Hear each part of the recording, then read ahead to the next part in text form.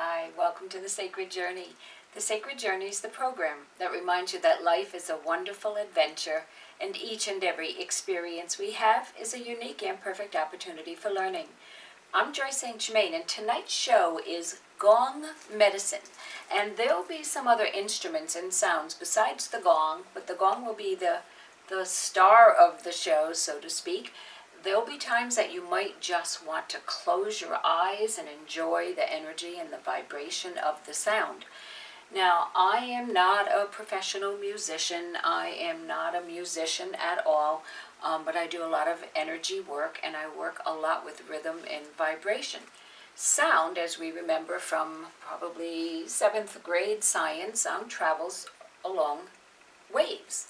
And an intention can be carried along a wave. An intention for healing, an intention for restoration, an intention for releasing whatever doesn't serve or honor you. So there can be a lot of things behind the intention. I will be stopping from time to time to explain some of the techniques that I use. Many of them are based on the shamanic principles that I practice, so some of them are pretty non-traditional and a little bit unusual.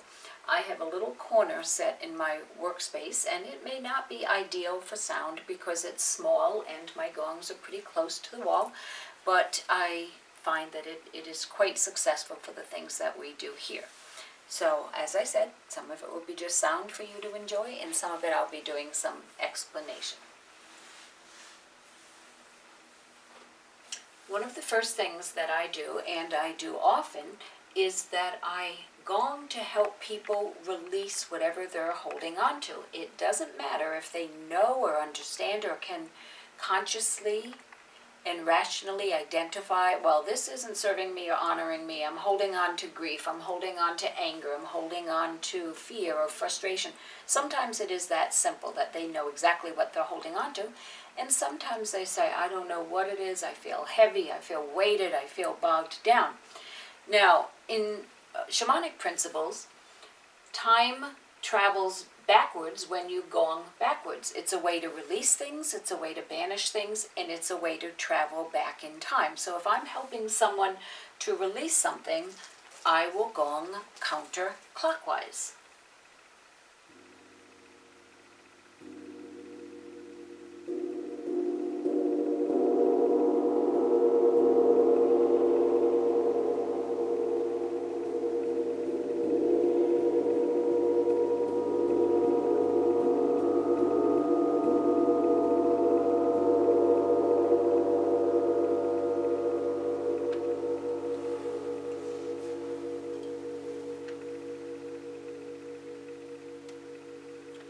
If after speaking with the person, whether or not they're working with me here in person or remotely or at a distance, if they've shared something with me about a particular time in their life that was particularly challenging or difficult, I might differentiate parts of the gong with different times in their life. That would depend on who it was that I was working with.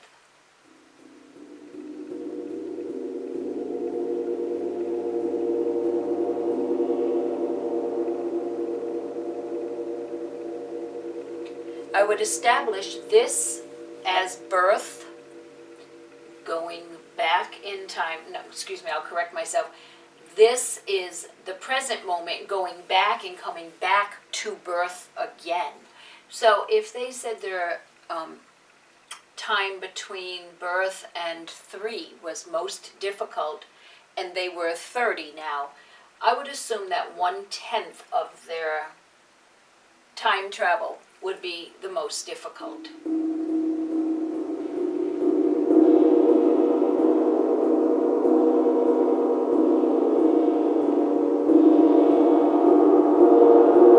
So I would travel around in time until I got back to near birth.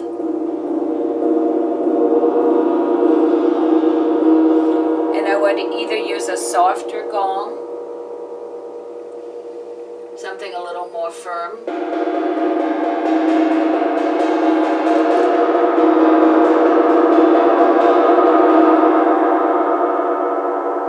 or I would intuit, because sometimes people people have forgotten or repressed some memories that might be difficult. So I would not ignore the rest of their lifetime, but I would set that an intention is for them to release whatever is not honoring nor serving them.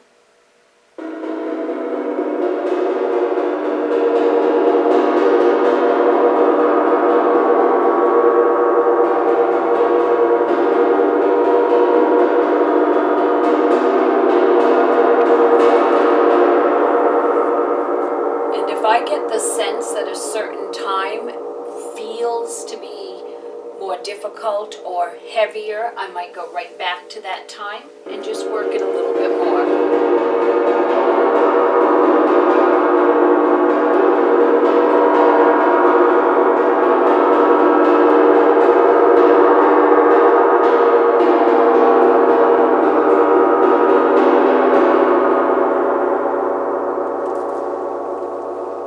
Energetically, I also visualize that sometimes the surface of the gong is not a flat surface at all, but that it can either go inward or outward, so I don't just work the outer circle. Another way of using the gong is if the person feels imbalanced. Well, let me stop first and go back to something else so that I don't forget later. Now that the person has released something, they might have some spaces or some voids, and we don't want to just leave voids unattended. So then I would try to invite them through sound, going in a clockwise fashion, to bring in whatever intention they want, to restore love, to restore health, to restore balance, to restore joy. If part of their issue is, and this is what I was getting to, they just feel a little disjointed. They feel as if time doesn't feel right to them, they're living in the past, they're sneaking too much into the future. I might balance past, present, future, because all time is now energetically, and I might do that by imagining 3 zones on the gong. If they feel that the masculine and feminine energies are out of balance, their warrior side, W-A-R-R, not W-O-R-R, and their nurturing side are out of balance, I would imagine the gong having 2 zones, masculine and feminine. I also will sometimes try to help the person from literally head to toe. I try to imagine the person superimposed, head, torso, legs, arms, like Leonardo da Vinci's portrait of man where he's standing with outstretched arms. And I imagine that person facing me. So this would be their left side, this would be their right side. And I might work the entire body from head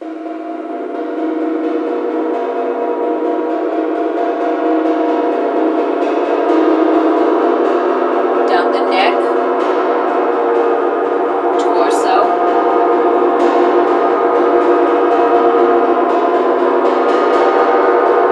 shoulder and arm,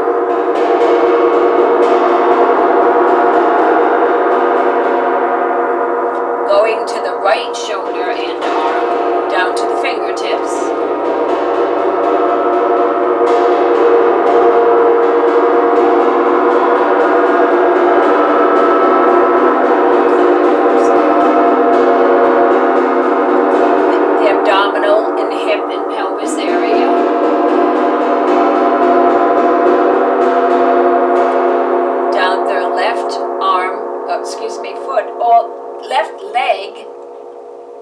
Down their left leg all the way to the left foot. I don't usually interrupt myself while I'm doing this to chat. I usually get immersed in this.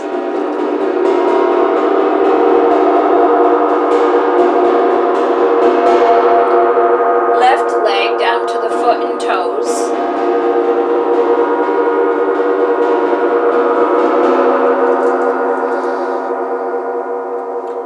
And I would be setting the intention is that the universal healing energies, or essence, some people call it the God light or the all that is, that it travel effortlessly throughout their body with no restriction. And if I intuited that I felt like maybe the throat or the thyroid area could use a little more work, I would go and work that area. If I'm trying to balance left and right energies, masculine and feminine, I would literally Sometimes I take a double-sided mallet, and I do that.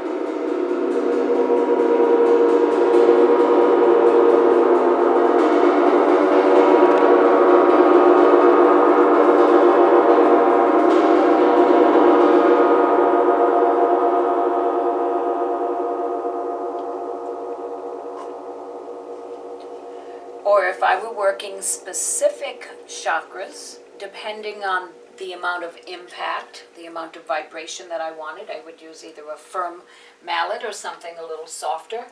And I would assign a chakra to each position going vertically up the gong.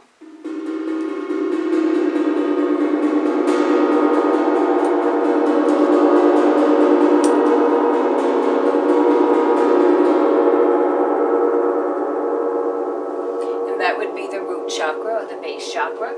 I would work all the way up to the crown chakra. So now I'd like to invite you to close your eyes and enjoy the intention of having your chakras completely open and balanced. And my lovely dog, Sky, is going to come and join us. I heard his little tags jiggling, so he loves the gong too, so he wanted to come down and join us. So close your eyes. Relax, and if you feel any sensations from different parts of the gong that could indicate a little bit of an imbalance in that area, so acknowledge it, thank it for coming to your awareness, and invite extra energy from that part of the gong to set the intention that that particular chakra will be cleared.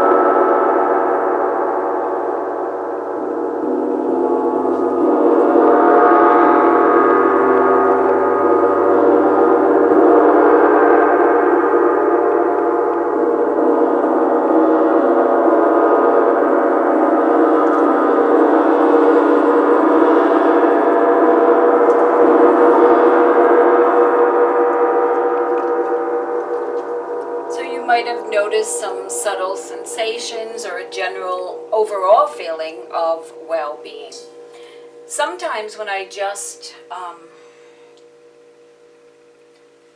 try to invite everything for the highest and greatest good for a particular person, a group, an area of the country, a certain group of people that are struggling or suffering. Nothing, by the way, here is ever manipulative. It's whatever's for the highest and greatest good, and the offerings are usually just in the form of love. Unless someone has specifically said, can you work on my right knee because I've injured it and I require surgery, then I would literally work on the right knee. But sometimes that's only a symptom of something a little bit larger. So instead of just working on that symptom, I might do more of an overall sense. Now, I also just intuit sounds and sensations, and I get certain thoughts or little bits of information while I'm doing this, and I work with them. Right now, I've just been working with my larger gong. I'm going to bring my smaller gong and maybe this in, and maybe some chimes, some bowls, and not sure what else, perhaps some rattles. So I would invite you to just relax and ask that whatever the universe would like to offer you is received by you with love and gratitude from the universe. Now, sometimes there'll be a sound, because I have some mallets that make some unusual sounds. Sometimes there'll be a sound that might seem a little awkward or uncomfortable. Breathe through it, because it's something you're not used to, and invite it in, and you will probably come to love it. This is an E-wand, and some people say it's like fingers going down a chalkboard, at least at the beginning, and after a while they say, I love it, it sounds like whales and dolphins singing, or it sounds like intergalactic beings communicating, it sounds like angels. Whatever it is to you, I hope you enjoy it. So I'll just be playing for a few moments and invite you to just receive whatever it is that you would like to receive. And sometimes I use different mallets, sometimes I just use my hands.